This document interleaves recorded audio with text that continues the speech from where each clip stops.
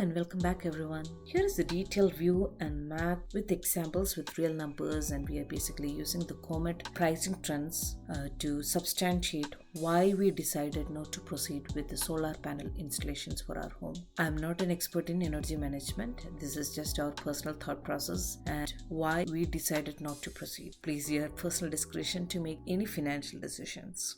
Before we proceed, in order for us to qualify for a free installation of a solar panel program, there are a couple of aspects that the company looks at. One is they look at a roof condition. Is it new? Is it less than 10 years or so? Does it have enough sun exposure? Do we have enough energy utilization to make the math work in everyone's favor? So these are few aspects that they look at even before they reach out to us. Now, coming to why we decided not to. So in our case, the cost of COMED power is mentioned as 13 cents, and what they were offering was for 12 cents per kilowatt hour of electric usage. This 12 cents what they are offering is it's a fixed rate for the next 25 years. How this program works is we homeowners will be buying the power from the solar company at 12 cents for whatever power was generated from the solar panels, and the rest of the usage will be bought directly from COMED. So COMED will continue to be our distributing agent for power. It's just that we will have two payments that need to be made, one to the solar company, which is 12 cents per kilowatt hour of what power was generated by the solar company, and the second is for COMED for how much ever was the deficit. So let's take an example here. If our home needs is a 3000 kilowatt hour for this month and the solar panel generated 2000 kilowatt hour, so what is the deficient amount that we need to get from COMED? It's 1000 kilowatt hour. So the calculations would be like, if we were to use it from COMED, it's COMED 3000 into 13 cents, which would come around $390. Whereas if we had solar installed, it will be the 2000 kilowatt hour we received from solar into 12 cents plus the deficient, which is 1000 we are getting from COMED at 13 cents. So total is around $370.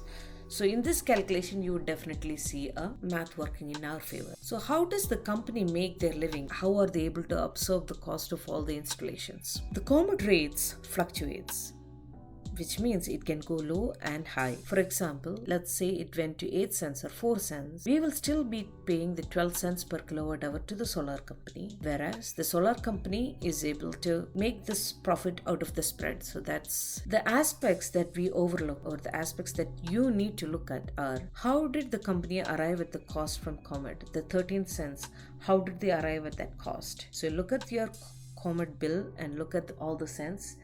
It won't add up to 13 cents. There are other aspects that's being added which is adding up to that 13 cents. So one aspect of it. Second one, if we always buy from the solar company at 12 cents, aren't we not losing when the COMED rates go low?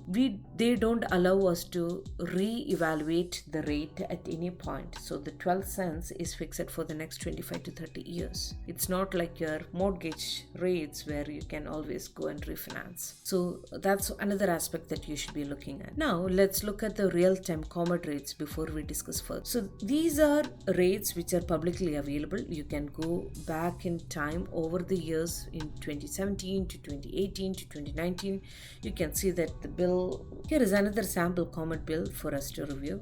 So in this case, as you can see, there is a supply charge and transmission service, and then the taxes and others. So they all add up. Still, it's not as high as 12 cents. So here are some websites where you can see the COMED rates for the last few years. It could go up. However, the trend is always fluctuating, and hence it's difficult to make the call. Our thought was that when the prices at COMED can go as low as 3 or 4 cents, why should we pay 12 cents irrespective of, given that it's fixed for the next 25 to 30 years from the solar company. Along with that, at any moment, if we are selling or we want the solar panels to be dismantled, there is going to be a 12 to 15K cost associated with removing those solar panels. So these were the aspects that we evaluated and why we made the call to not proceed. Irrespective of all these, on a closing note, it's always the right thing to evaluate the solar options.